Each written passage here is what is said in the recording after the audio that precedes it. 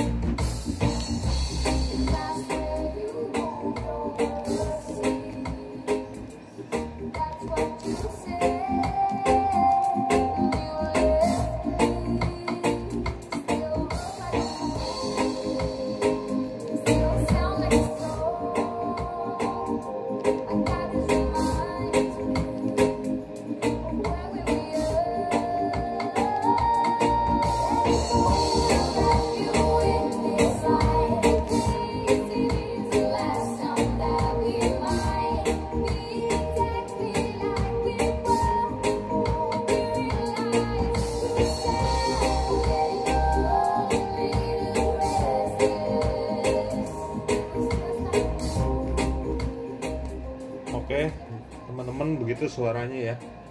Ini reviewnya agak panjang ya, soalnya ada beberapa hal yang mau saya review ya.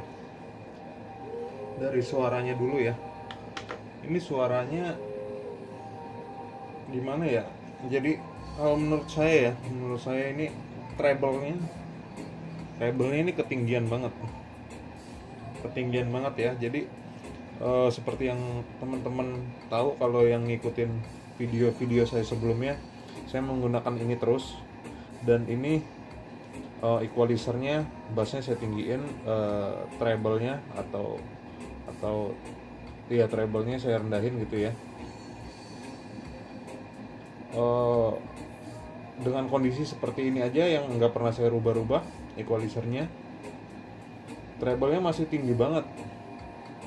Saya rubah equalizernya kemanapun ya, flat atau jazz atau rock atau segala macam, treble tetap tinggi ya, walaupun ada perubahan treble-nya, ada yang rendah atau ada yang tinggi juga, tapi tetap treble-nya masih ketinggian kayak kalau menurut saya ya. Tapi kalau sebagian orang yang memang suka treble sih, ya ini cukup bagus ya. Tapi saya nggak bisa menilai itu ya, treble ya, karena saya bukan pecinta treble. Nah, kalau untuk bassnya sendiri ya bagus ya, cuman kalau di pribadi saya treble-nya ini mengganggu ya. Jadi untuk menikmati bassnya saya kurang bisa ya. Jadi walaupun bassnya bagus, tapi si treble-nya ini mengganggu. Jadi saya menikmati bassnya nggak bisa gitu ya. Lalu itu dari sisi suaranya ya, dari sisi suara. Dan ini ada beberapa hal yang saya mau review juga soal build quality ya. Ini semua plastik ya, semua plastik, sampai ke belakang pun plastik. Oke. Ada plus ada minusnya ya, ada plus ada minusnya ya. Kalau dari sisi elegan atau dari sisi selayaknya speaker ya, selayaknya speaker, lebih mantep untuk speaker kayu ya. Tapi bukan berarti jelek juga, banyak juga sih yang plastik-plastik yang suaranya mantep ya. Lalu itu dari sisi apanya ya, elegannya ya. Jadi biasanya sih kayu gitu. Cuman ada plusnya juga sih kalau untuk plastik ini ya. Ini lebih awet, jauh banget lebih awet ya. Ada juga sih speaker saya ini plastik nih. Nah ini plastik juga ya. Ini plastik juga, ini juga suaranya bagus. Nah cuman biasanya kalau kayu itu lebih berbeda lah suaranya gitu ya. Cuman kalau untuk awet dan maintenance, kita sebodoh amat nih sama yang beginian nih, plastik-plastik. Ini bakalan awet seumur hidup nih. Speaker boleh rusak tapi ini bakalan awet seumur hidup ya, body-bodinya ya. Nah beda lagi dengan kayu ya. Kayu itu perawatannya ekstra ya, dia nggak boleh lembab, nggak boleh kena cipratan air, apalagi benar-benar kena basah atau rumah bocor atau segala macam, udah pasti lapuk gitu kayunya ya. Itu dari segi build quality-nya ya. Kalau dari sisi desain sih saya suka banget ya. Nah kalau dari build quality-nya, soal itu ya teman-teman bisa pertimbangkan kalau mau beli ya. Bukan soal plusnya doang, bukan soal minusnya juga ya. Kadang juga kita perlu speaker harus yang di kondisi-kondisi yang tahan banting, misalkan tempat-tempat kerja yang bagaimana gitu ya. Kecuali di kantor kan lebih rapi ya, nggak perlu harus mikirin body begini. Ya body kayu ya, speaker kayu pun nggak perlu mikirin air kalau di kantor ya.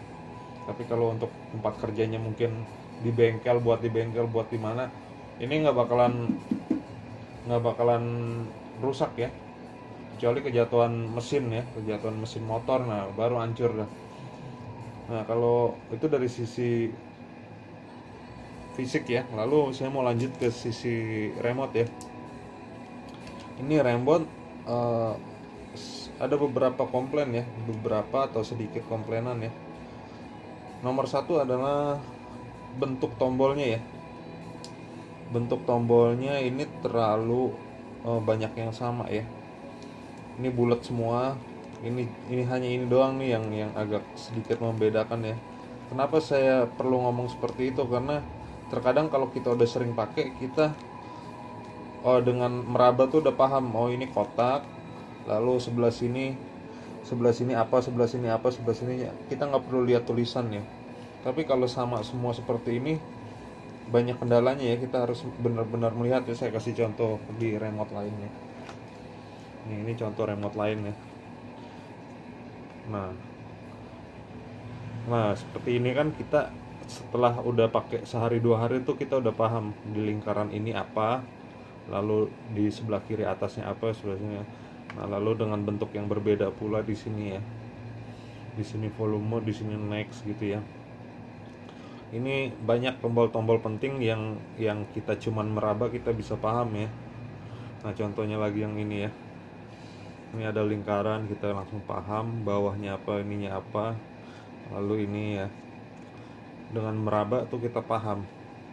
Misalkan ini volume atau begini bentuknya, lalu sampingnya volume atau apa, itu kita paham ya. Walaupun beberapa ya harus tetap melihat, tapi untuk hal-hal yang sering dipakai itu kita nggak perlu ngelihat ke remote-nya gitu ya. Nah, kendalanya ini ya seperti itu kendalanya ya. Jadi saya harus lihat ya, benar-benar harus ngelihat nih volume aja di sini ya, plus minus sama dengan yang kotak-kotak ini, apalagi yang ini gitu aja sih kendalanya ya, hanya minor sih ya. Tapi kalau ya perlu waktu lebih lama lah untuk memahami remote-nya ini. Oke, gitu aja kan. Ini juga komplit ya, udah ada mic-nya, headphone, modelnya juga keren ya. Di sini juga ada iPod ya, iPod reader. Oke, kita kembali di video berikutnya. Jangan lupa di like, di subscribe juga, biar selalu ada kita tes-tes model-model lain. Oke, thank you teman.